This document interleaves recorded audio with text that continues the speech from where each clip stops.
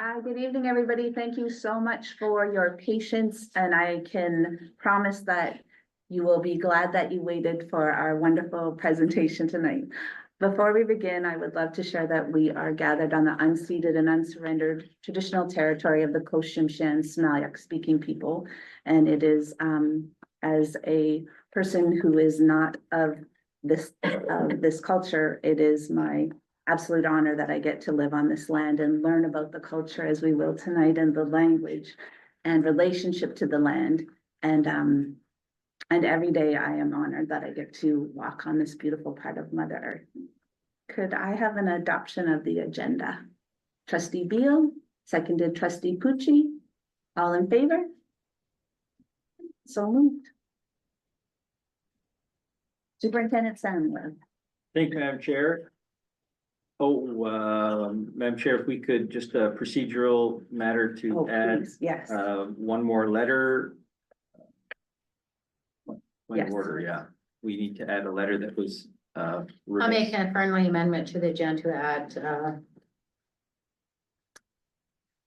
I don't have my glasses. You're wonderful. but- It's from PRDT. Yeah, I can't really see because I Wonderful. forgot my glasses. Under 5.1, addressed to the board, PRDTU. correct. Thank you for that. Thank you. Madam Chair, Sorry, approval as amended? All in favor? Wonderful, thanks. it is indeed, Madam Chair and trustees, and those of you in the audience to be here today to see Cam and Eva Hill, who are, it's always a treat when they come to visit us, both because we get treats and because of the knowledge that they share with us that is so wonderful, and we really appreciate you guys coming tonight. And so I'll turn it over to you to share with our trustees and our audience. Yay. Yay. Great. Samoyed, Simgiget, Sigurd Manana, Ligiget, Abowelsik. Samoyed, what more? Samoyed, Sinafed, Samoyed, we are was.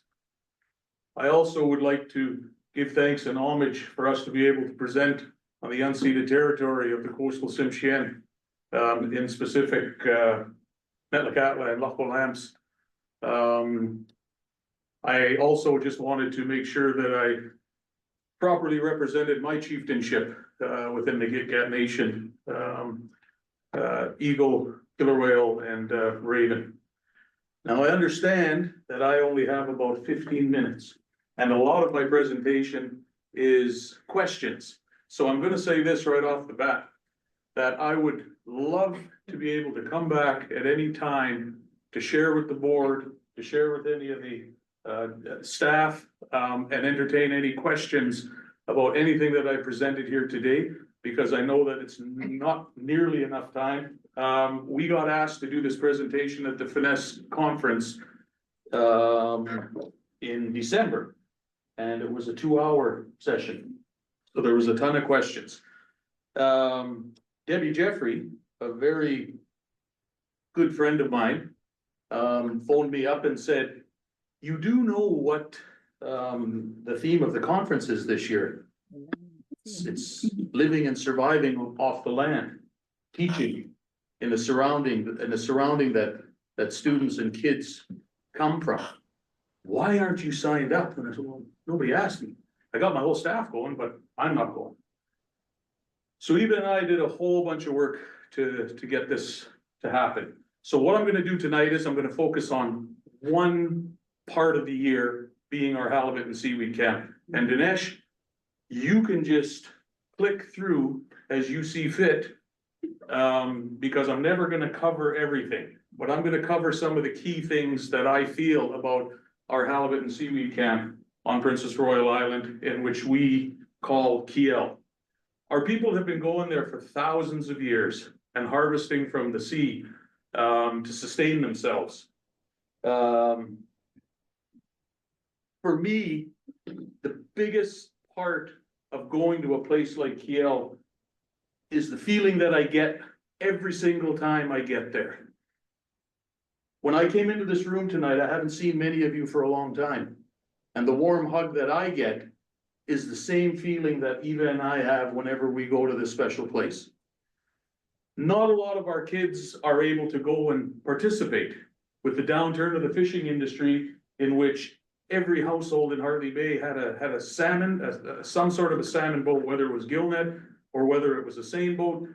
They were able to go down there and participate in that harvesting in our traditional territory on a yearly basis and be able to go to different parts of our territory and take part of that. We can't do that anymore.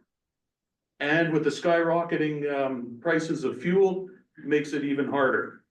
So what we've tried to do in our school is to make sure that we've incorporated all of this learning, all of this language, all of this culture, this place into our curriculum within our school. We take our students down there, a class at a time, for at least a week at a time, and through the month of May. The learning that takes place there in their traditional territory, young Gitgat people going to places that their ancestors have inhabited for thousands of years, brings out the best in them. I always share this story. There was this Jeremy Jans asked if he could come down and bring a handful of his kids from his school. One of the girls that came down happened to be from Hartley Bay. And she was out with us and we were setting a halibut line. And I said, this is where Gideon always fished for halibut. And as soon as I said his name, you could just see her face light up. Her grandfather, she was at a place that her grandparents would go year after year to harvest, to sustain their entire family with halibut, any kind of groundfish, seaweed, things of that nature. So it really is meaningful for kids to be able to go down there and do that. I always say this though as well, because we get a lot of calls and inquiries as to if we can entertain other kids. That's a very difficult thing for us to do, because we really want to focus on our kids, especially in this day and age when you've got, we're in the aftermath of COVID. So much other stuff is going on in the world. It's very difficult. Like, that's an expensive venture to go out there and do that. Everything from the food to the fuel to making sure that you've got all the equipment, and the number one thing is safety. So it takes weeks, if not months of planning. Eva and I are lucky enough that we have done this our entire lives, so we understand what it takes. You'll see through the pictures that they really show everything that we're doing. But as far as Kiel goes, think about how we're doing this throughout the rest of the year. It's hard and in a lot of ways dangerous when we look at the cockles, the shellfish, the flounder that we harvest in the wintertime. That to me is even more important than the springtime harvest place, because the shellfish and the flounder is what sustained our community through those long, harsh winters. And to be able to try and get that done in the wintertime, the tides are flipped, it's opposite. We can go out and do all of that stuff in the daytime. Safety. The darkness brings a whole nother aspect of danger. But we still are committed to doing this. And I'm not being overly dramatic, but my people have died doing that. And our kids need to understand that. They need to understand the dangers. They need to understand how much they can take away. And that knowledge that they're gaining when we're out there doing something like this is lifelong. And it's that closeness to their heart of who they are as young Gitgat people, thinking about all of that teaching that the ancestors have done for us. And it's up to us as a school to make sure that we're promoting it as much as we can. Us as educators are promoting it. We're looking at, I think we're upwards of the still in and around the 45 to 50% mark of First Nations learners within our district. If I'm not mistaken, in Hartley Bay, it's 100. right? 63. Okay, so those First Nations learners that we have in the school district 52 in our area, they're from this area. Whether it be Port Simpson, Metlakatla, Hartley Bay, Haida Gwaii, they're all from this, and that connection to land and water, the language and the culture, if we can harness all of that, and at the same time utilize the importance of academic learning, it will go so far. Any questions so far?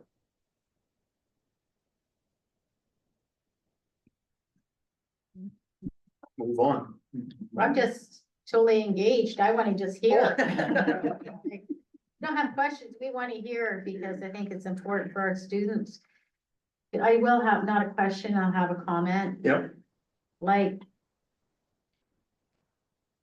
our Indigenous students need to hear you, Karen, like in an auditorium. They need to hear like how hard of a struggle our ancestors had over the many years to bring us to here today, right? As we talked about, materialistic things don't really matter. Mhm. We need our students to be engaged, like non-Aboriginal and Aboriginal people to understand. And maybe then when they understand how we've got to this point and how the struggle still continues, it'll bring people together. So in my opinion, I love hearing this, you guys, but I hear it. But I need our students to hear it. Like our students need to have, we need to put them in an auditorium so that they actually understand. When we say this picture, it represents danger, it represents feeding our families, it represents so many other things. And that's where I'd like to see you in our school auditorium, saying this to our children, that they understand. And I had, what you just mentioned brought me back to a memory. I have an ex-student of mine who went up to grade 10 in Hartley Bay, and it was just before we went to full-on graduation in Hartley Bay. And he stopped to talk to me at my daughter's wedding, 2 years ago, something like that. And he said, "You remember that time that we went down to Kiel?" I said, "Yeah." I said, every year we go down, but I remember going down with you." He said, "Do you know that was the only time that I ever caught a halibut jigging? And do you know that was the only time that I ever caught a coho casting?" I managed to we went down to celebrate in Kiel after the summer works program. So every student that wanted to came with us. And it was just insane because summertime is just full on. Like, if you don't catch anything in the summertime, you're definitely doing it wrong. So we had fish over the side, we had casting rods flying everywhere. We were landing halibut and red snapper and salmon all on the same boat for a couple of hours. And that memory for him, and he just happens to be one of the grandchildren of the late Wampanoag. So it was, and he went to school, got a full-time job in the Rupert area, is doing very well for himself. But for him to make that remark to me about how much that meant to him to be down in that area makes me want to push even harder. So I'm going to get into a little bit of an area that is sometimes a little bit touchy. When Dad was diagnosed with cancer, it was on the very tail end of us thinking that there were no more abalone in the Gitga'at territory. Now, I can go on for an hour talking about how that happened. But what I can't, and point the finger. But what I'm gonna do is, I'm gonna talk about how we harvested abalone as a community. We did it once, maybe twice in the summer months. We waited until the biggest tides. My grandmother would take me and my dad, and we would go to a specific area. And if we went down, and if that was in July, and we went down again in August, we stayed away from that area. We went to somewhere totally different. And then it was done. We'd go home, we'd preserve it. It meant so much to us. One of the saddest things as a parent that I've ever experienced is for my kids to not like abalone because they never grew up with it. They never understood the meaning of it. So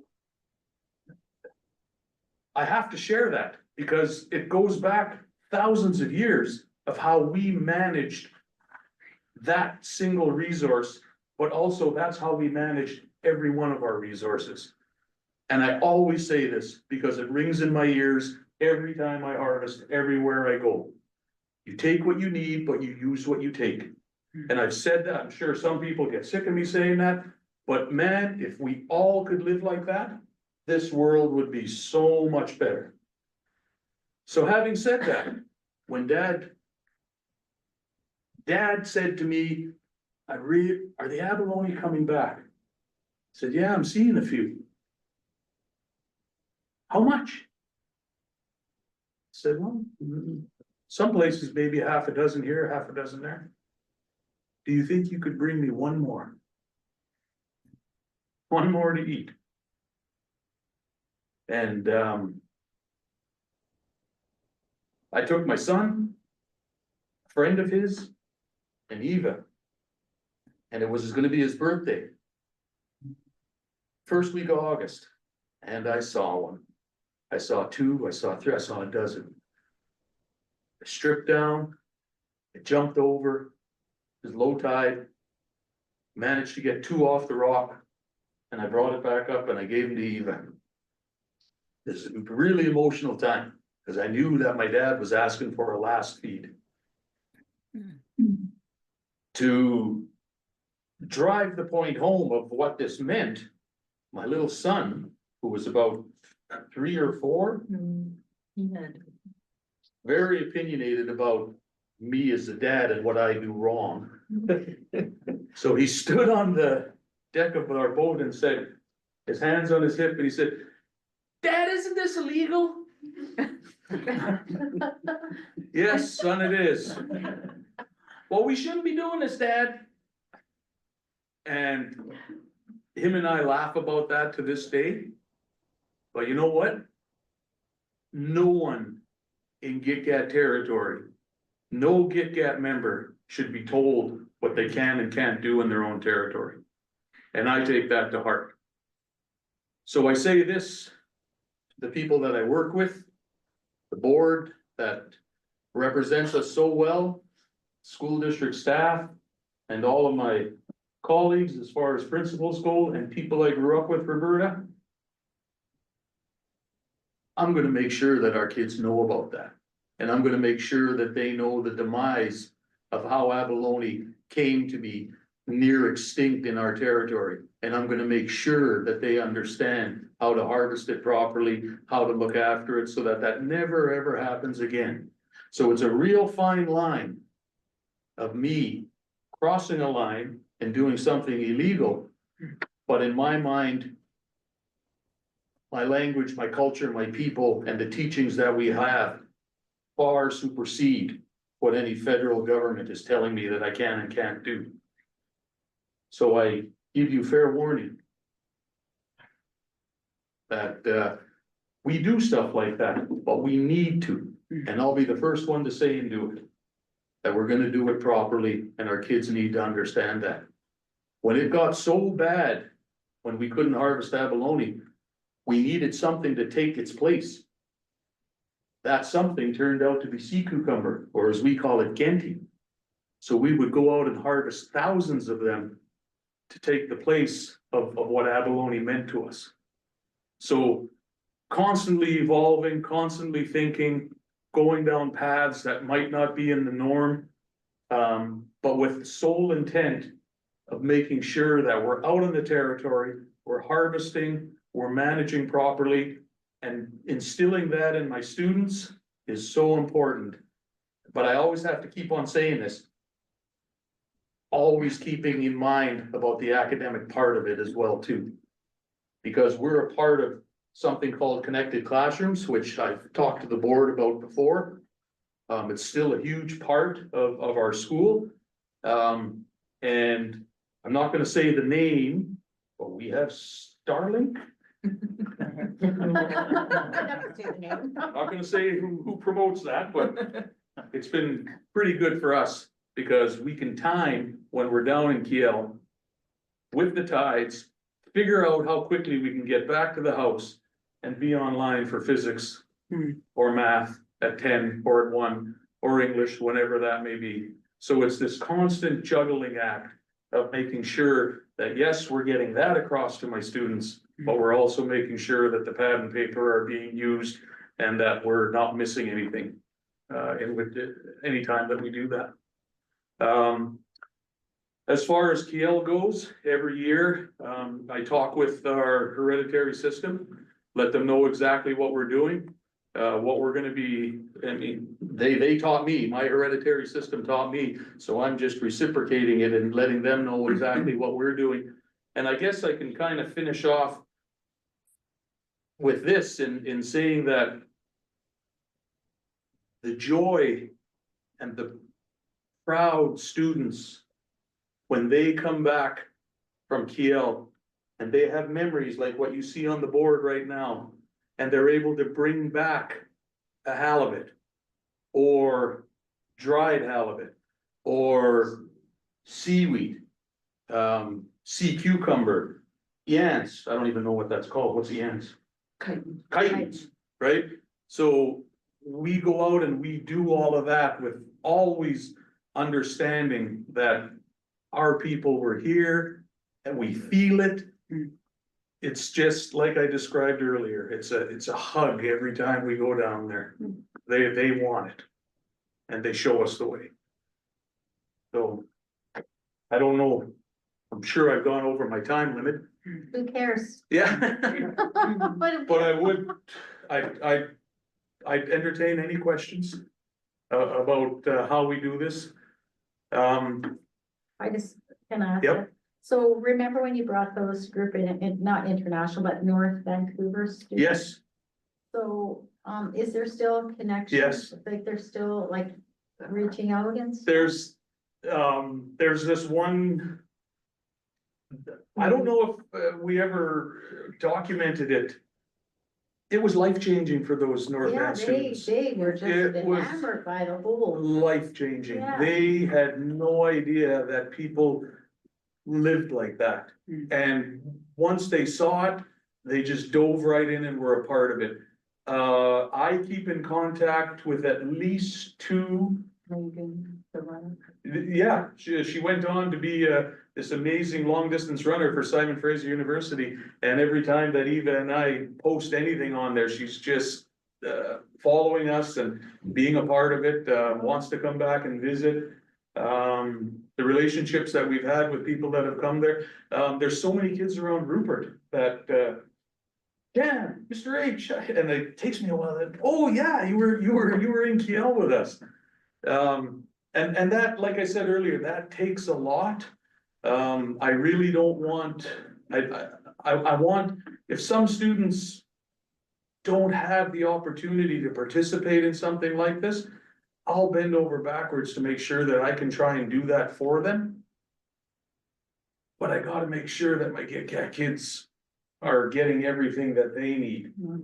I have to, and some people don't really agree with me on this one too, but I don't like the term rediscovery. If you're telling me that you have to have a rediscovery camp, that means you have nothing left. If you have language, if you have territory, if you have culture, you don't need rediscovery from somewhere else. You can do that rediscovery within your own territory. And Eva and I are lucky, and I always say this, through School District 52, through the college. There was a group of teachers that came through, and I'm gonna say this to the board again. If we want to have teachers in the territory and stay in the territory, we have to do what was done. I'm gonna use Eva because I was a little bit ahead of her. They brought SFU to us. They brought SFU to Rupert. And the only teachers that aren't teaching right now in Eva's cohort, unfortunately, 2 have passed. The rest of them are still teaching within the district or in the surrounding areas, and that to me says a lot. So I'm always on my little soapbox about that because it's, I see that as the way to make sure that we retain teachers for our communities and for our kids. I want to thank the board with your leadership. I want to thank Andrew and Sandy for all of the dedication and hard work that you guys do and that you give me. I want to tell the board that if I ever have an issue or a problem, or I just want to stand in my soapbox and say something happy about something that's going on in my school, that phone is always picked up. They will drop everything to hear my call, to hear my concern, to hear my joy. And as far as Wapsiga get and the hard work that Roberta and her team do, again, I have to give honor to you for all the hard work that you've done and everybody that was before you that helped form and show what needed to be done, and you're carrying that on, Roberta, and I really wanted to thank you. And through good friends like Jit and a colleague of ours, he was the first hug I got today. Just love seeing you, Jit, and I need to make it to more admin meetings, but it's a difficult thing to do. And Tammy. So I just needed to say that because Hartley Bay is in a very good position in the sense that we take the best of what is surrounding us. To be able to belong to a powerhouse district like 52 and have all of the support that we ever need. I could phone Denise. If anything is wrong in my school, technically, I got people that I can phone. It just means so much, and so I really needed to say that tonight because I often don't have a chance to say things like this. So I really appreciate what was the opportunity to do this tonight.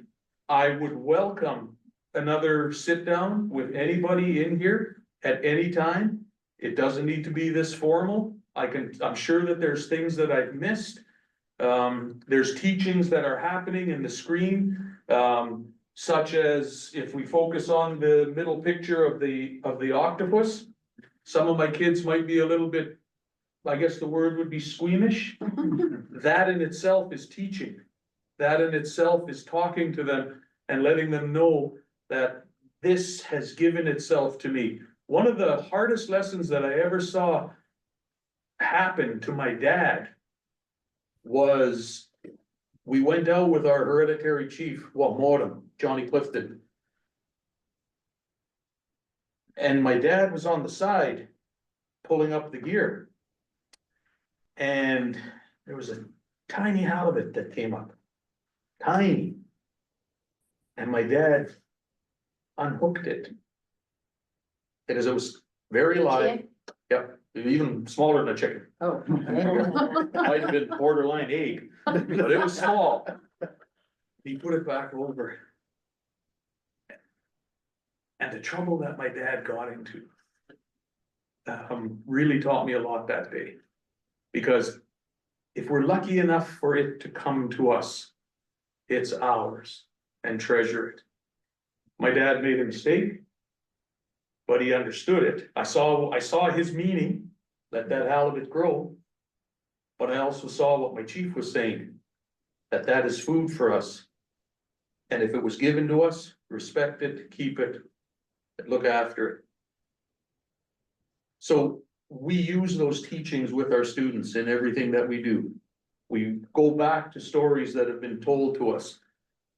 And real life learning such as an octopus coming up on a gear and showing how to handle it, showing how to take out the beak, understanding that it's still alive and that we need to make sure that we're treating it with the utmost respect. It means a lot to those students and they get it. And those are lifelong memories that they will have, but lifelong rules as well, because it extends past that territory, extends into the rest of their life. I'd like to say thank you, and thank you, Eva. You guys and your community and your passion and what you do for your students. Such a benefit to our district. It's a two-way street, it's not just one way. Thank you very much, thank you very much. Yeah. Good. Thank you. Any questions or comments from the trustees on Zoom? Trustee Meyer? Yeah, I just wanted to say thank you. And in the beginning, you had said that you would love to come back and talk to us because there was so much to say. And I would love to counter that with, and I'm sure all of us would, we would love to go and visit you. And you know, I have never been, and I would love to have the opportunity to come to your community, and just thank you for coming and sharing. Yeah, thank you. Thank you. Any other trustees online? Trustee Sanchez? Well, she's been there many times. Oh, you just muted yourself, Louisa. There Can you you go. hear me now? Yes, you bet. Thank you, Cam. You know, it's really lifelong memories because I could remember visiting Hartley Bay and being there have changed my mind about the cultural part of, you know, what First Nations have to offer. And I've never forgotten your father. I loved him dearly, and your mother, and I just want to say thank you for all the work that you are doing. I'm so proud of you and Eva and all the staff in Hartley Bay. I miss visiting, waking up in the sunshine when I was staying at your home and getting all that wonderful fish and everything else that you had to offer. Thank you so much, and thank you for your presentation tonight. Thank you, Louisa. And would anyone else like any comments or questions? No. Thank you. Not seeing any. I want to thank you both so incredibly much. For the journey, I know it's a journey. Thank you for coming in at nighttime and having to stay overnight. Thank you for presenting. Thank you for sharing. Thank you for sharing what is happening in your community. And I know, Cam, I've been fortunate enough to sit with you on tables where you do share what is happening, and just the wealth of knowledge from both sides that all of these kids are so fortunate to have. And I think of an exercise that I did with Roberta, and we took beads. I don't know why this is choking me up, and we went back how many ancestors, how many generations we knew. And there wasn't many that I could go back. Mhm. And we looked at how many generations people of this land can go back. Beads and beads and beads and beads and beads and beads and beads. And my grandfather, who I didn't know, was a boat builder, and he would walk through the forest to go down to build a boat. And I walk where he walked, and I think of my feet walking where he walked. And then I think of you taking these kids to Kiel, where for a memorial, their DNA, generations, ancestors, and the learning that comes just through the knowing of the DNA. And it's no wonder that everyone catches something there. For their ancestors are present and their DNA remembers. So I thank you so much for what you're doing. Thank you.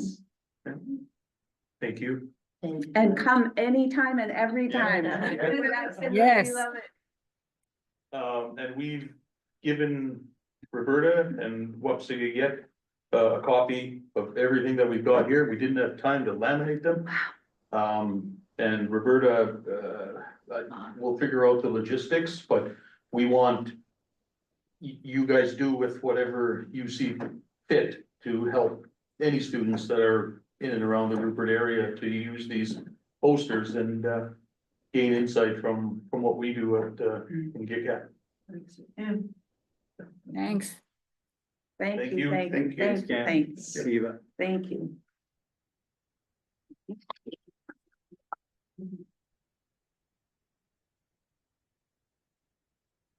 Take a moment to breathe before we even move on to the next. Oh, just beautiful, thank you. Now to move on with our agenda, approval of the minutes, 3.1. Motion from board, direction of the board. Danielle. Motion to approve, trustee Pucci. Thank you, seconded. Trustee Dalton, all in favor? Right. So moved. Necessity of a closed meeting and agenda. Trustee Pucci, seconded. Trustee Beal, all in favor? Great, so moved.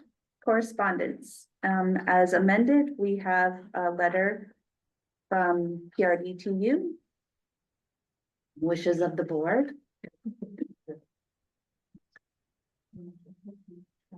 Trustee Horn? There's a bunch of questions in this letter from PRDTU that ask that, perhaps Andrew answer, or maybe you've already done that. And we know what's going on. What I would love to share with you is that no direction from the board has been given to move forward. What has come from the board is that, if you will remember, a presentation was made just for the board to see if there was A just to, flavor for. just a flavor. Correct, Madam Chair, and that was, almost 2 years ago.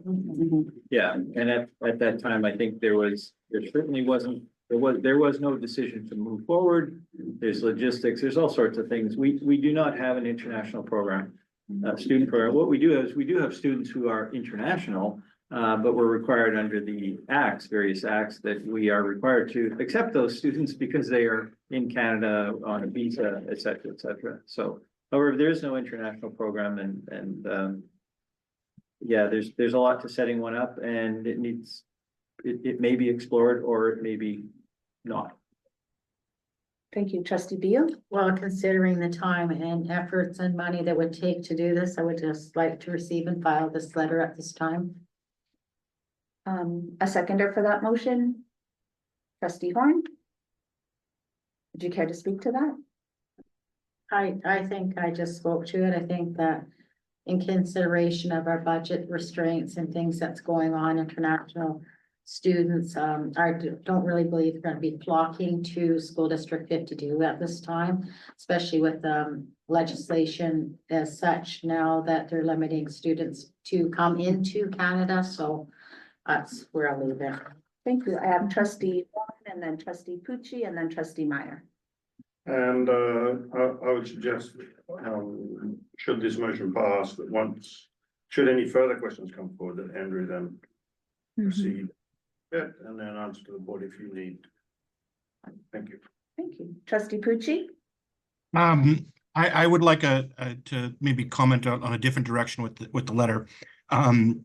Taking an advisement of the letter that there's an interest from the group, that 82 School District 82 has had huge success with their program, to the point where my understanding is that they have more applicants than they have families to place, and that maybe there's an opportunity to leverage the work that 82 is doing, and the fees that would be associated with those students coming could then be appropriately shared with 82 for them to do the work and place them in 52, if that makes sense. So we would basically take a prorated share of the fee should a student want to come to 52. As there is some differences between our two communities, our two districts, but I think in the context of an international student, there's more likeness than there is difference. And so I think there might be an opportunity to explore where there may be some revenue where we don't have to expend for a manager of the system. We just take a smaller share. Thank you. Thank you for that, trustee Pucci. And just for clarity, though, as I see that, and maybe I'm not understanding exactly what you're saying, but those are two issues. This letter here is concerned, my understanding is concerned by the PRDTU that we aren't being completely transparent in moving forward with an international student program. And at this time, SD 52 is not moving forward with their own encompassing international student program, just for clarity. Yeah, no, 100%. That's why I said take under advisement. That, but it also doesn't say that they're negative to the conversation. It's just that there has to be an understanding that you know, our students wouldn't have a lesser education by the acceptance of international students. So Yeah, thank you. Trustee Meyer? Yeah, I'm in favor for the receive and file, but I just also want to receive and file. However, if the district then moves forward with an international school program that for transparency, obviously, and for being able to work with the unions, that, you know, the superintendent, the board, and the unions would all get together to make sure that these questions are being answered. And not after the fact, but that they're being answered beforehand so that we can move forward. So receive and file, but also keep it open type of deal, if that makes sense. And my understanding is that is how procedure would happen if this was something that the board in a meeting decided that they wanted to proceed with. First off, that would be the first step, is that a motion would be made for transparency, and then proper procedure would be followed as involving all stakeholders, correct? Exactly, And- perfect. And Yeah, I rights just holders. wanted to make sure that that was said. Yeah, great, thank you. Yes, thank you so much. Trustee Beal? Well, that's basically what I was trying to get at. At this time, we have no procedures in place, and such time that there are, we're receiving and file it till such time that there are procedures or that there's an appetite to move forward with the program. Beautiful. Thank you so much. So we have a motion on the table or on the floor to receive and file. All in favor? Great. So moved. Thank you. And 5.2, nothing has been copied to the board. It's not in here, but I would share that you can publicly, and I'm sure it'll be in our agenda package next month, but you can publicly read the mandate letter from Evie to the Minister of Education, who is Minister Baird, saying what Minister of Education and Childcare, what they are mandating for the Ministry of Education and Childcare. Right. Wonderful. Superintendent of Schools report. Thank you, Madam Chair. First of all, 6.1.1 is our field trips. On page 7, starting on page 7.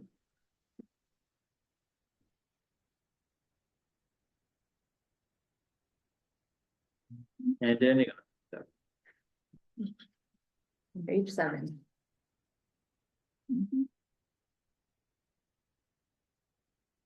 Any questions regarding field trips? Just one. Please. So how did it,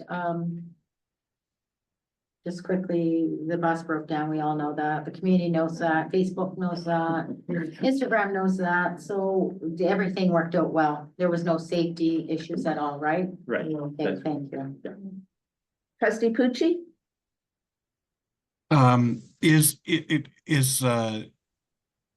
Is the service available again, or is this something that we're gonna have to curtail? Utilizing the bus, is that something we have to curtail to the end of the year? Like it was a catastrophic failure? Or is this something that we're able to manage and put it back into regular service for future field trips and such? Right, Trustee Pucci, yeah, alternator problem, it was component was replaced and we're good. Thank you. Thank you, Madam Chair. 6.1.2 enrollment. I'd like to ask Sandra Kwan to present the enrollment figures. So you can see, Madam Chair, on page 8, we've got our enrollment graph, which has been updated to December 31st. So at December 31st, we have our student count is 1,810 students. 62% of our students are Indigenous, 1,116. And as September 30th, we had 1,813 students. So we're just down a little bit. Any questions? I'm sorry, could you say enrollment number again? 1,810 On page 10. Thank you so much. Are we down 3 from last? from September. Any questions from trustees regarding enrollment?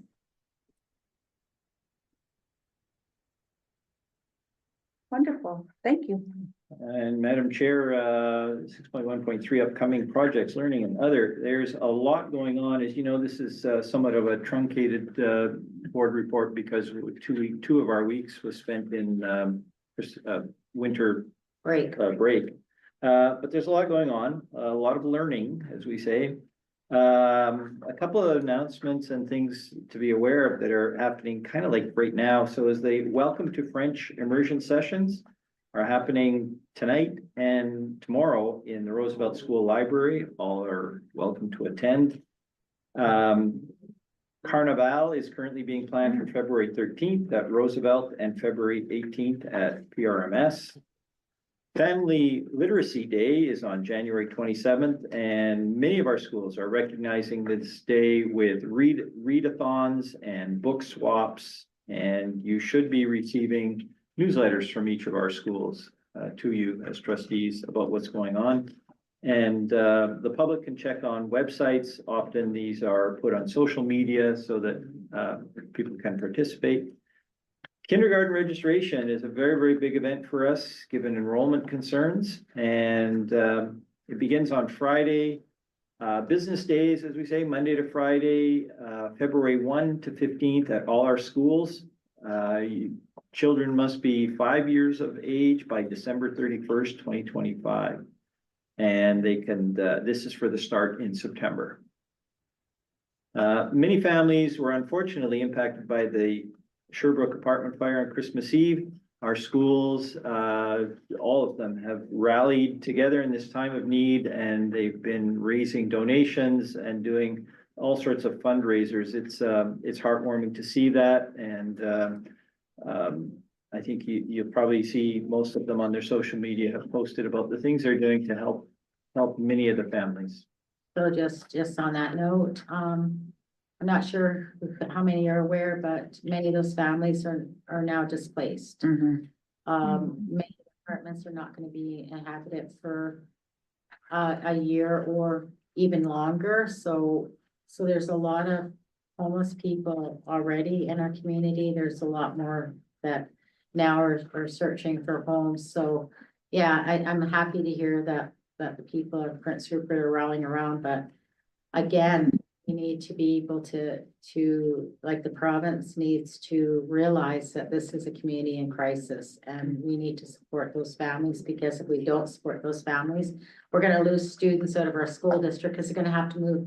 You know, some of them will have to move back to the villages where they're from, or move on somewhere where they can, you know, find homes that's cost effective, right? So yeah. Mhm.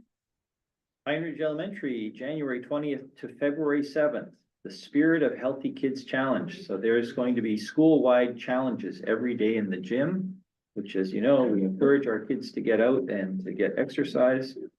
Grad assessments for Literacy 10 and Numeracy 10. These are important assessments. They're happening between January 13th and 24th.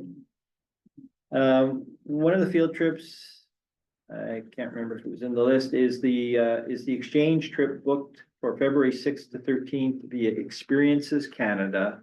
That's a program. 10 students from Prince Rupert are paired with 20 students from Saint Raymond, Quebec. The group will visit Quebec City area with a variety of activities to go shopping, visit the Museum of Civilization, visit a sugar shack, tour the Parlement du Québec and the Chateau Frontenac.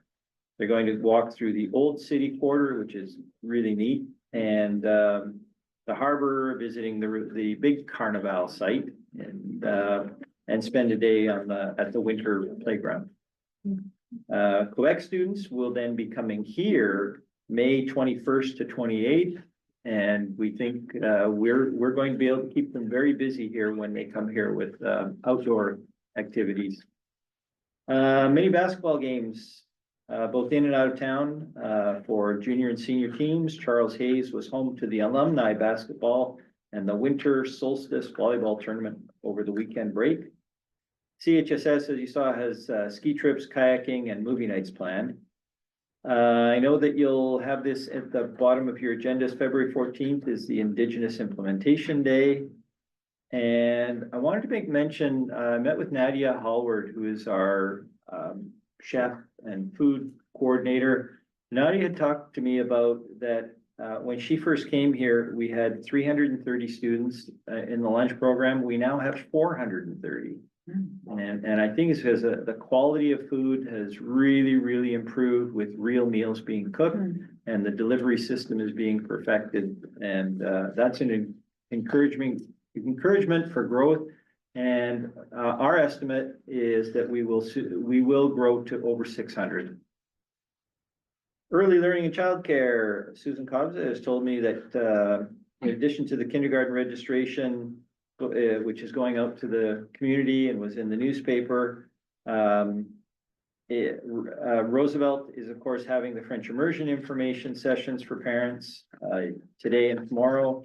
And there's going to be childcare information available for programs that will start up perhaps in September of 2025. We also have the early childhood education dual credit courses beginning next semester at Charles Hayes. And also some of the spots have been taken by PCS students, which is great. 21 students registered, and Conrad and Pine Ridge childcare programs continue to receive new students. So we're very excited about that. PRMS seismic upgrade. If you check our website, you'll see that there's generally postings showing what's going on, but every day, every second day, we're having meetings and it's changing quickly. It's hard to get stuff posted up, but Yellow Ridge Construction really has taken over the site. They have a number of employees who now are on site every day. They're working at securing the site with a lot of fencing. If you drive by, you'll see it's very robust, even though it did blow down in one windstorm. But our maintenance guys were on it and set it up again. It's now been secured. There's going to be, they're starting today and tomorrow on the road access, which will be pretty much at the very end of the property towards the field. And that will become the new entrance. So watch for that construction. The band room will be demolished Friday and Saturday this week. So that's gone very quickly. There will be a traffic study which was part of our allotment from the ministry. And that is to, you'll see some people parked in cars and you'll wonder if they're not, stalkers or something, but they're actually there to count. Yeah, they have counters and they're also looking for commercial traffic, like big trucks and small trucks. And the idea is we will share that information to improve the flow because temporarily, there's going to be people parking on the street and there's not a lot of room to begin with. But we have sent out circulars to all of our staff because not everybody works at PRMS, but they travel there at certain times. So we wanted them to know where to park and what the cautions might be. We also are continuing, we have a few more meetings to discuss with the teachers and the staff, the individual items of shelf space, where and what will we put in the carving area, the industrial arts, as we used to call it, shops, where the planers and band saws and things like that. I did tell you about Port Edward Council and our visit, and did Roberta go? Roberta had a few announcements on learning as well. He's talking legit. Is she coming back? Yeah. Okay. While we're waiting, are there any questions about my report? Is there anything that you would like to share about Port Ed while it's in the open? That we had a wonderful discussion about enrollment And we're one away from having a very unique situation that it becomes fully funded and allows us to do a lot of things. The city will, the town. Municipality. District of Port Ed. The District of Port Ed, we're going to be working with them on surveys for their parents to say, are you interested in any sort of special things at your school, such as more outdoor education, or language, or music, or something like that, that would help entice more and more kids to go there. It's a very unique situation when you have what's commonly referred to in the education world of a family grouping. When you have one or two kindergarten, one grade 2, one grade 3, I don't have the exact figures here. And it takes a special teacher to teach that. And not everyone can do it. Tamara Thompson is there doing a wonderful job. And we think that with the recent kindergarten program that they had for parents, that there was 21 kids came out, 20, a lot of The number was sort of the pre- early learning. early learning, which is Yeah. the pre-kindergarten, which is good that it's getting out there, that there is a school here, it's vibrant, it offers a wonderful program. And so, Just to add to that, Andrew, that the community is a community in transition. We have more and more people from outside of the community that's moved to Port Ed, i.e.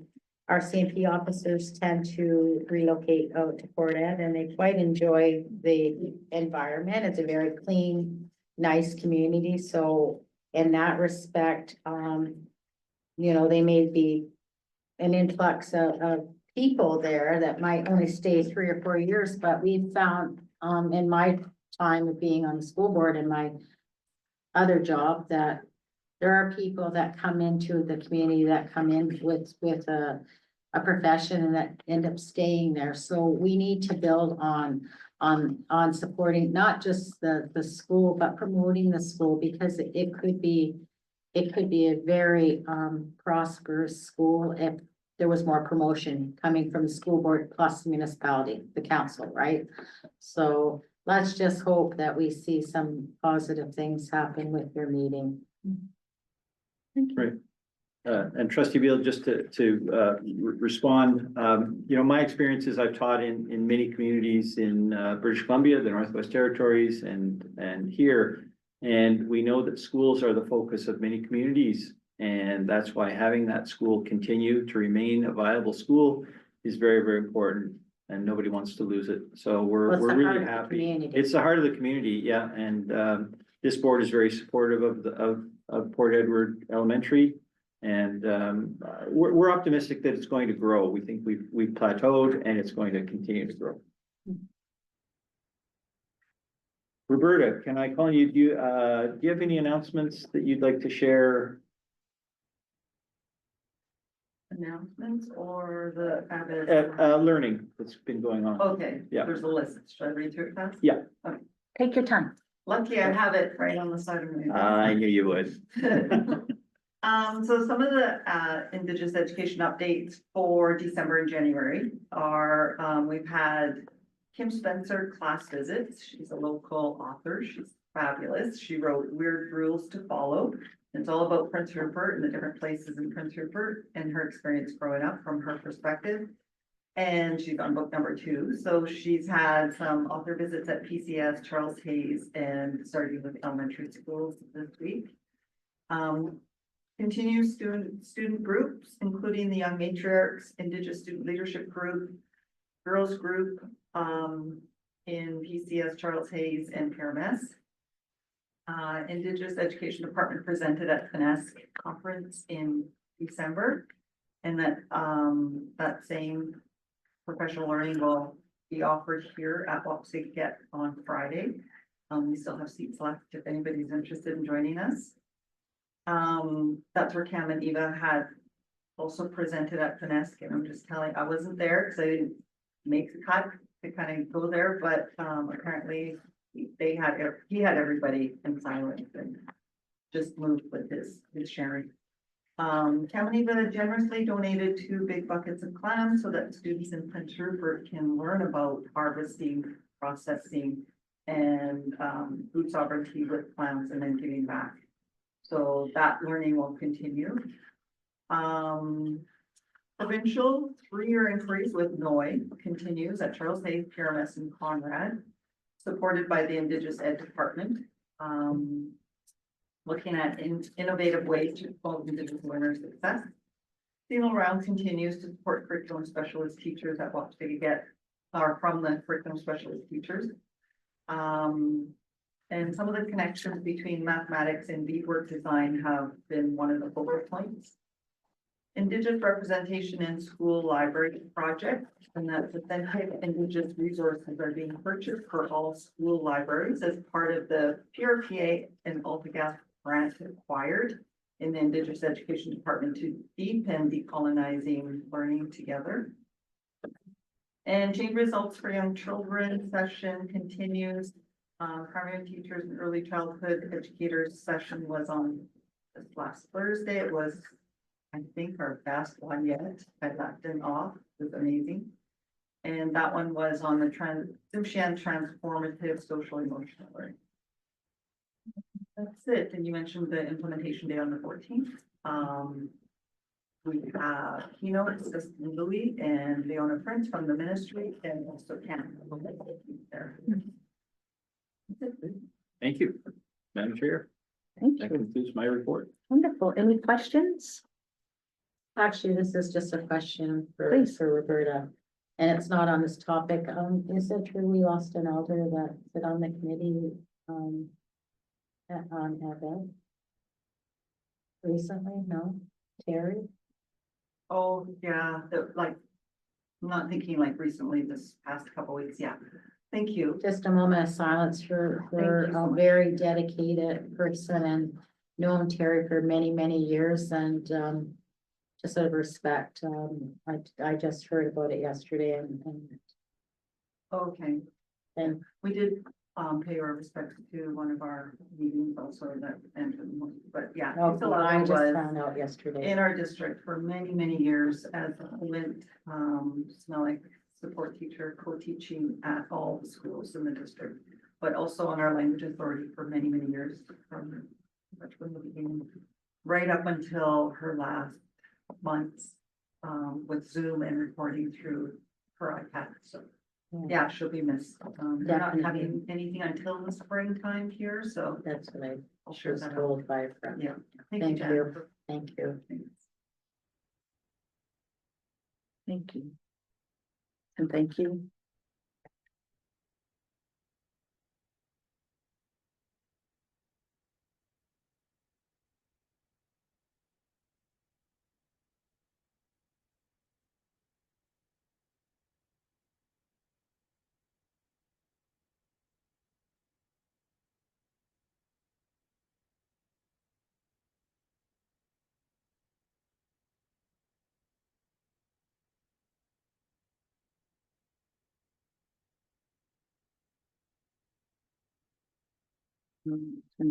Our secretary treasurer report.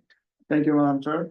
Under 7.7.1, December 2024 Statement of Operations Report. So we can see that on page 9. So as we can see, total revenue shows at the end of December shows $12 million, which is better than expected by $81,000. And total expenses were 12.2 million compared to 12.16 million, which is over budget by $56,000. However, the net result is showing a deficit of 163,119, which is better than budget by $25,000. As I mentioned last month, now we are following this approach of presenting an unaudited statement of operations. And I will stop here just to see if there's any question about the statement of operations.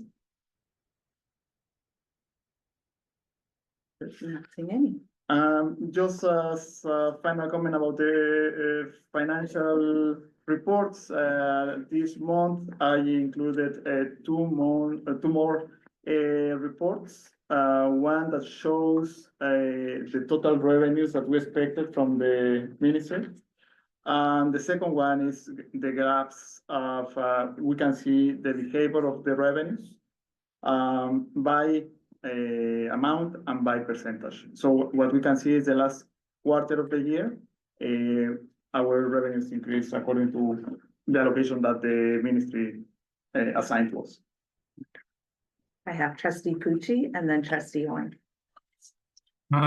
Forgive me, because we've done this a few times, but do we have one more meeting or two more meetings before our new budget, the amended budget discussions?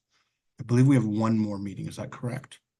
Thank you for the question, Mr. Chief. What happens is normally for the amended budget, the guidelines by the ministry are given in December. However, with the changes that were, happening in with the government, we are going to have a conversation with the ministry next Tuesday. So it's when we believe we are going to receive the guidelines. And if I am not wrong, we have 60 days, days to present, calendar days to present the amended budget. So we're working on that, and we will update the board as soon as possible. Thank you very much, because it does creep up fast, as you know, and with the guidelines not being in place, that we're a little bit of stress. Thank you. Thank you, trustee Pucci. Trustee Horn? Thank you, Enrique, for you've provided further information to us in a different format. So thank you for doing that and make it clearer what's going on. So, thank you for your work. Any further questions? Okay, not seeing any. Okay, I will open the floor to the trustees in case they have any questions about point 7.2 and 7.3. I just have a question, actually, Dinesh, like, have you been experiencing like low frequency in the fiber optics, like with Wi-Fi through the district at all? I'm just hearing different things from different folks throughout the community where Wi-Fi has been very weak signals in the last like month or so. And I know we've had electrical bumps and stuff too, which throws Wi-Fi off, as you know, the routers and stuff. I was just wondering, have we experienced the same thing as like some residential users are having? Yes, we noticed that in a couple of especially after the power bombs, end of December and early January, we've been noticing that. So we do have a schedule CID, which is the main hub for us to go access to internet, schedule within 2 weeks to swap that. There has been some chatter around the district in general about the performance, and so they're swapping that. Within the school, we have heard few schools mentioning the Wi-Fi connection being really weak. There's not a lot of changes that happen, so we've noticed. So to mitigate that, I'm in a process of upgrading fewer Wi-Fi where the volume of people will be more. We're going to add some more high strength access points so that we can have a better coverage. So we did heard a little bit. The reason I'm asking is like for smart boards that would impact like your smart boards and the kids like intermittent, right? So that's why I was asking, because then that throws kids off, right? Their focus. So I know that we're operating part-time on diesel right now, so that's throwing hydro all over the place. So I just curious, like, because it impacts kids learning when they don't have that complete focus, like you're having an intermittent signal. So I just curious, that's all. No, thank you for the feedback. We'll look into see what we can help to improve in. No, I just asking. Thank you. Thank you. Any other questions for 7.2 or 7.3? Trustee Horn. I know we don't have, the person in charge of operations here today, but, the kitchen, how, I see there's some writing in here about how, where it's gotten to. Is it on time to be finished by the time previously told to us? Like, how are we doing? Is it on schedule? you mean? Schedule, Yeah. there you go. The news was the word. I can answer that question, Madam Chair, Trustee Horn. The kitchen is a bit behind. And I did tour it, last week on Friday with the electricians who had just finished their work. They'll be coming back later, but now, as you see out in the hallways here, there's some very, very large equipment and shelving. That's all going in now. And anticipation is that we will be open, well, during the spring break. We will do a cleansing of the facility before it can be used. And so that it could start doing dual operations between their current location and this location, and then bring it online slowly so that we'd be ready for a grand opening of sorts. Thank you. So perhaps earlier than September 2025? Yes. Wonderful. So we're doing a cleansing and a blessing. Yeah, cleansing not in the indigenous sense, sorry. It's not A cleansing yeah, as in. cleansing as in, Cleaning. yeah. So are we doing a blessing The too? chemicals. Are we gonna do a blessing? I think Um, we should do a blessing. We can talk with. I think it's Roberta important. and Chris. It's something that provides Nourishment. nourishment to children, right? It's a brand new start, so that's what I would like. And I would add, there's a lot of things in the works for having traditional and country food. So that it will have a focus for, as we say, 65% of our students are Exactly. indigenous. And that's the kind of food that we should be serving. Yep, Thank you. thank you. Any further questions? Not seeing any. Thank you so much. Concludes my report. Thank you so much. Thank for your- you. Thank you. And I like your layout now. Thank you. I liked your layout too, but I mean, you guys seemed like a really good team. Yeah, we're working together. Complement each other.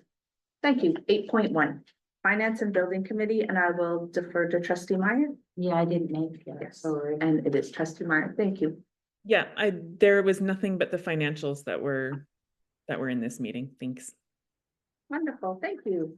8.2, Trustee Horn, Framework for Enhanced Student Learning. I think we reported the last meeting, we held a meeting before that, but I'll turn over to Sandy, because she's got some stuff I think. Wonderful. Thank you so much. Please, say. Thank you. Well, my plan for this meeting was to share graduation data. So in your package, let me just describe what's in your package. Graduation data can be so confusing because it's not all the same. And so in your package, I've added the data that is currently in what we call our Power BI. So it's data that's for districts to have a look at. It's not public data. With our rates, our 6-year completion rate for Dogwood only, and for adult Dogwood only, and 5-year completion rate. So maybe I'll speak to that first. So that new data is not disaggregated. So that means it is not, it doesn't show how each priority group of students is doing. It's all students. And so what it's showing us is that for our Dogwood diploma, for our 5-year completion rate, it's at 100% for the second year in a row, which is pretty exciting. The 6-year completion rate for the Dogwood diploma is at 93.8%. And the adult Dogwood 5-year completion rate is at 80.2% for all students, and the 6-year rate is at 92.3% for all students. So it takes a bit of thinking about this to understand what does that mean. Let me just tell you a little bit more about our grad data to maybe help. I've also added in the data that we put in our annual enhancing student learning report and that we spoke to in our report on September, that was uploaded September 30th. And that's on page 18. And you can see with that data, they've put the 5-year completion rate, the dogwood and adult dogwood together. So it's not the same as the other ones. And you can see that we had an increase in 2022-23. And then they show the 5-year completion rate, the dogwood only. Again, an increase in 2022-23. So that data was data we received in July. But this data that I'm sharing with you, that is not disaggregated, but pulls the dogwood and the adult dogwood apart, is actually our data for last year. So It's skewed. it's so hard because you're not always comparing the same things. I think what's important is to remember that one of our strategic goal priorities is equity of graduation rates for Indigenous students, for children in care, and for students with diverse abilities and disabilities. So our annual enhancing student learning report actually does a good job of, because it's all disaggregated for us by the ministry, it does a good job of showing us how we're doing. The other piece, I think, is that the report on the student success website where the public can go is the 2023 data. It's not the 2024 data yet. So that's also another piece that is confusing for people. However, the How Are You Doing report, which I shared with our senior leadership team this week, I shared the unmasked data that the district has put into our Power BI database, but discovered that they've actually on the public site, the How Are You Doing report is up to date. So that's up to date data. So that's worth having a look at. And I would say from the How Are We Doing report, what we can see is that the percentage of Indigenous students who graduated with a dogwood or an adult dogwood, and again, they put them together, has increased from 57% to 61% for last year for 5-year completion. And it's increased from 73% to 82% for last year for the 6-year completion rate. So the good news is that we are seeing improvement in graduation rates for all students and for Indigenous students.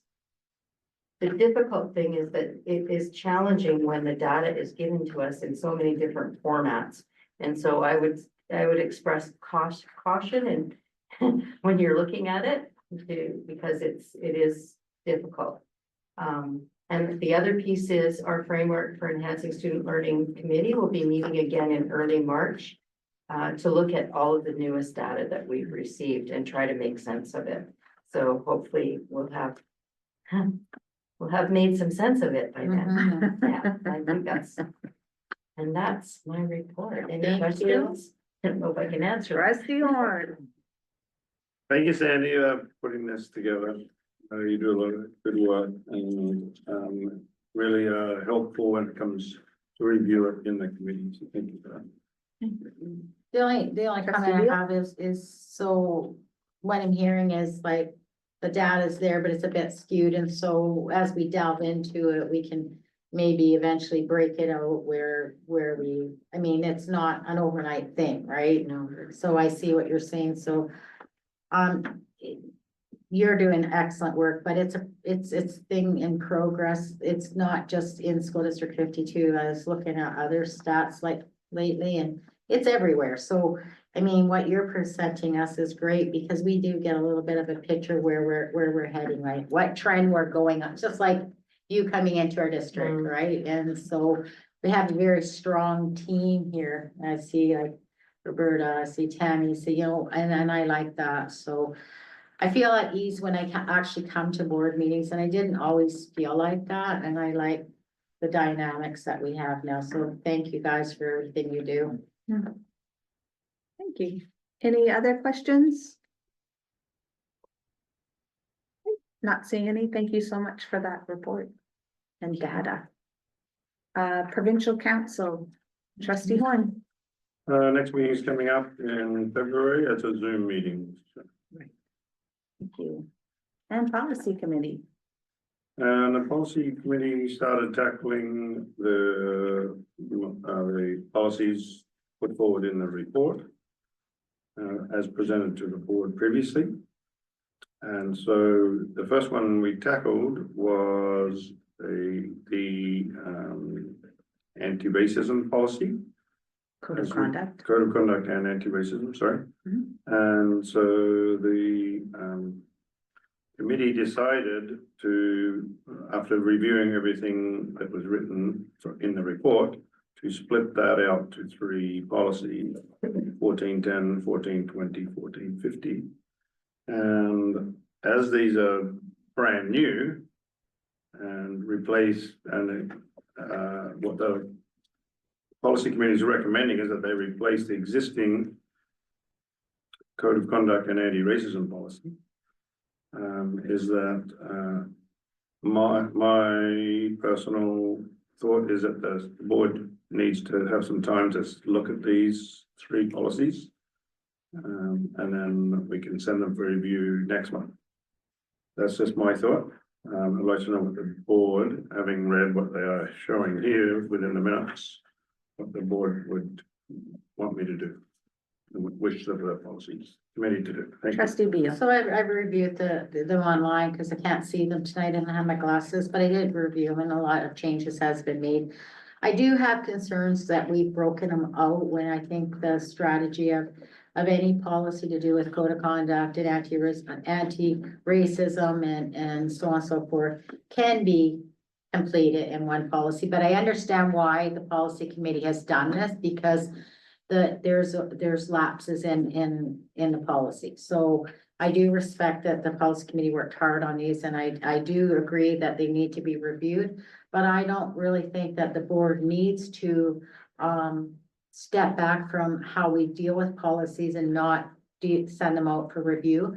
Because I think it's important that we get the free feedback from our stakeholders so it makes us better and stronger trustees when we're making these policies and understanding what our stakeholders are feeling. So at the same time, when they come back, it gives us the opportunity to take another look at it, right? With another set of lenses. That's all I think. So I think that they should go out for review so we can get that necessary feedback and then make the right decisions. That's my opinion. Any other comments from trustees?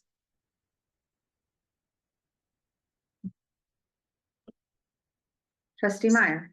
I agree with Trustee Beal on this one. I think putting it out for review to get feedback and then we can come together as a board in the February meeting and discuss it. And then if we need another month then to rework or look at things, then we can take another month then, if that works. Trustee Pucci. I'm of the opinion that it definitely should go out to stakeholders, but I think we also have to be cognizant that this isn't a one-shot deal, that they are under review regularly, if not, maybe not as regularly as we would hope, but they are something that we regularly do. So I think having comfort in that process is also important, that if we dwell on one or a couple for a long period of time, we're actually setting ourselves back and we won't get back to the point of having a wholesome reviews process. So I think that there's a bit of a balance within that, but it is my opinion that we send it for review. But I do believe that we make an honest effort to put the best product forward with the understanding that, you know what, it's gonna get reviewed again in a period of time. And if certain ones are more important than others, and specifically these ones are very, very important, they should just be have a policy that's automatic annual anyway. And then ones that are of less priority could go into a more scheduled system.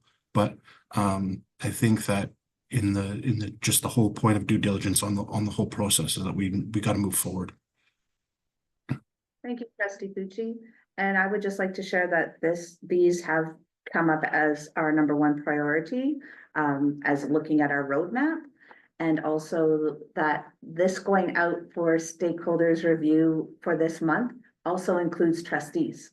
You have the month to review these policies, and any concerns that you have can come back at our next meeting. And if they need to be sent back at that time to policy committee, that is what can happen.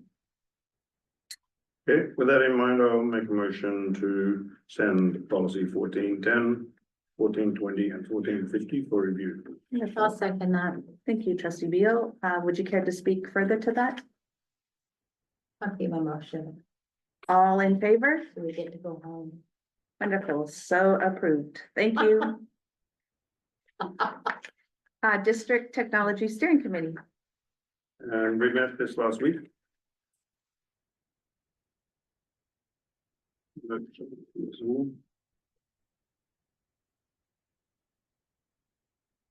So we talked a bit about multi-factor I can't say it. Authentication? Authentication, yes. Good things I must That add. one? So there we go. So talk about that, and that to bring up in some stuff about AI. But I'd like Dinesh to talk about a little bit about the MFA and what it means. Thank you, Trustee James. We talk about the importance of MFA, and just for the audience and all of us to understand, I'm just gonna go a little bit about what MFA is, and I know we may be already using in day-to-day banking or accessing the Netflix or accessing your email or any of that. But essentially, the MFA is a security process that requires users to provide 2 or more independent pieces of evidence that verifies their identity before accessing any system or services within an organization. So when we say 2 identity, one would be a regular password that you would put in, and followed by a SMS or by any other means to identify that's you. Now, currently, if you look at the most school districts, online services and accounts and applications only require a username and password for access. And I think that used to be a regular ways of accessing, but you can notice last year, numerous school district higher education has been targeted of the cyber crime, and many districts were hit by ransomware that we have read on the news. What does MFA create? Creates a layer of defense and reduces the risk of data breaches and identifies theft by making it more difficult for hackers, cyber criminals, and attackers to compromise accounts. MFA also safeguards privacy and confidentiality by preventing unauthorized access to personal, district, and student information. MFA helps prevent phishing attacks, malware, and social engineering attacks that attempts to trick employees into revealing passwords or other sensitive information. Now, we are in a process of implementing multi-factor authentication, which we have already implemented for certain groups of employees within the districts.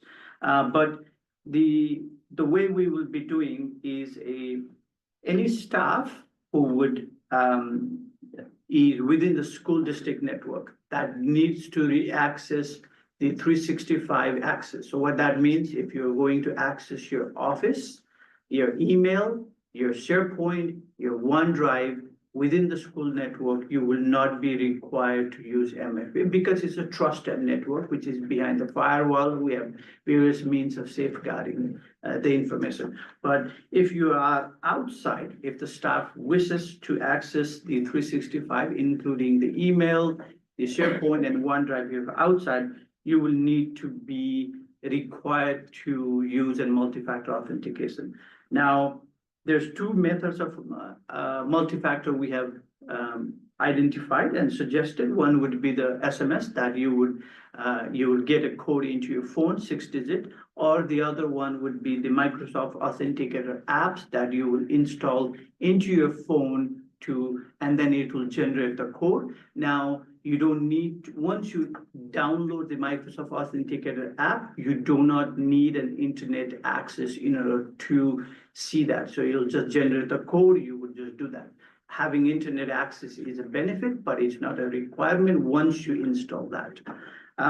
We will also be sending a survey to all the staff members to identify which method that they would prefer, whether they would prefer the SMS or the authenticator apps, in order for us to prepare to have the better documentation, and so we can provide and have the seamless transition to the multi-factor authentication.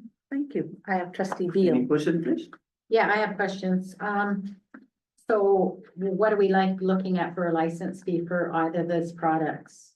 There will be no licensing cost to that, so it will So be free. it's through Microsoft, that Yes, one? yes. So, not telling you your job or anything, please don't get me wrong. So, my studies on that is, it's a weaker system, and if there's still, cyber attacks that can happen. So have you ever looked at Cisco?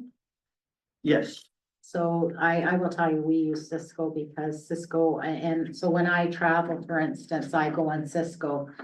And there's no way that I can be cyber attacked. So I'm just wondering, because now we're gonna be sharing outside school district 52.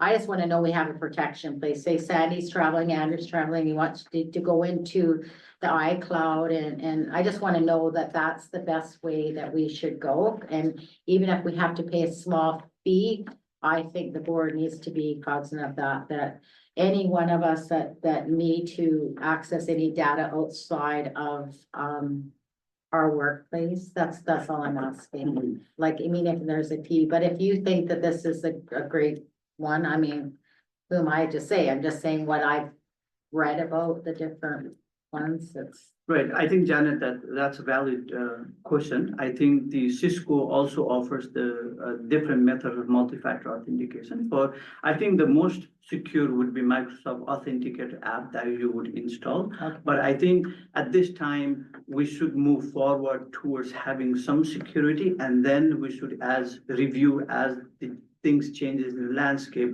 in implementing better and more robust system as you're suggesting. Yeah, as I agree with you. I mean, we're a company of 100,000 people that's using this, right? Like, it's limited to how many people can use that, but I'm just saying that, like, as more and more people go online outside the school district, we want to make sure that we're all protected, like teachers are using it, or Right. that's all, that's what I concern myself about, because we know that people can hack into your accounts quite easily if they're good at it, right?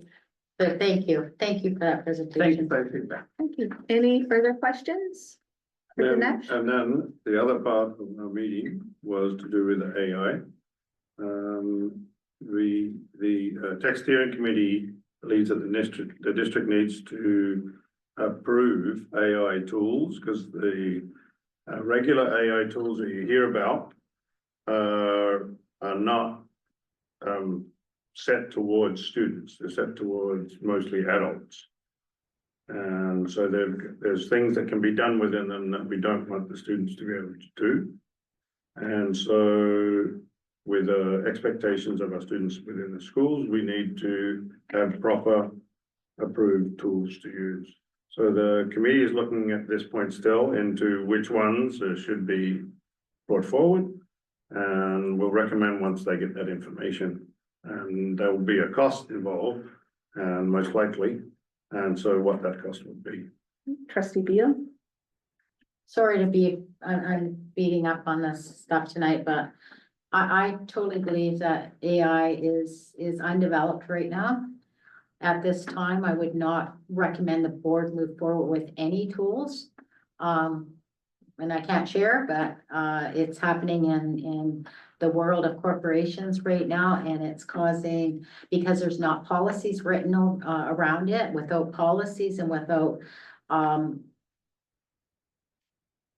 like you said, the proper tools, but the inability to use those tools because we're not none of us have been trained in the AI world. I personally don't think at this time that the board should indulge something, any type of tool till we actually have a better, like, IT. Maybe Dinesh needs to go and do some studies, even if it means that we have to send an employee away to be able to manage that tool, our IT department, whoever, but I'm sorry, that's my personal opinion. Okay. Trustee Dalton? Thank you, trustee Gill. I am the same mind as you. Thank you. Trustee Pucci? Understanding that this report was just that exactly what has been said by trustee Dalton and trustee Beal is that further investigation is required. And there may be products that could be endorsed, but currently it's a free-for-all.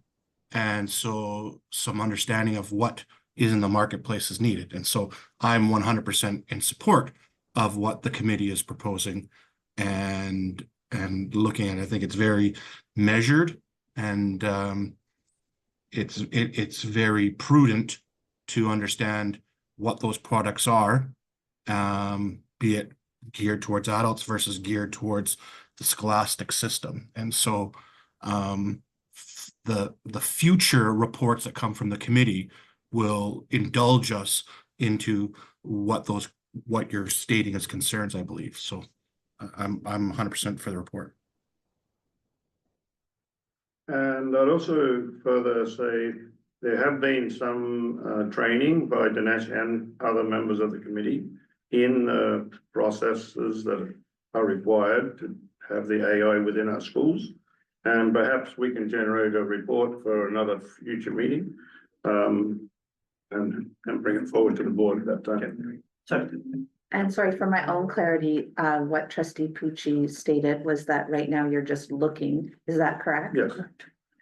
Thank you. I'd like to make a motion just in the event to extend the meeting. Okay, I don't think we will have to, but a motion It's to quarter extend two, we the, have to go back to it in camera. a motion to extend the meeting, secondary. Wonderful, trustee Pucci, and then we don't have a choice, so all in favor? Thanks, wonderful, thank you. Old business, any further questions for the District Technology Steering Committee? And is that your report? Yes, thank you. Wonderful, Thank thank you. you very much. It sounds like a lot of work as usual. Old business?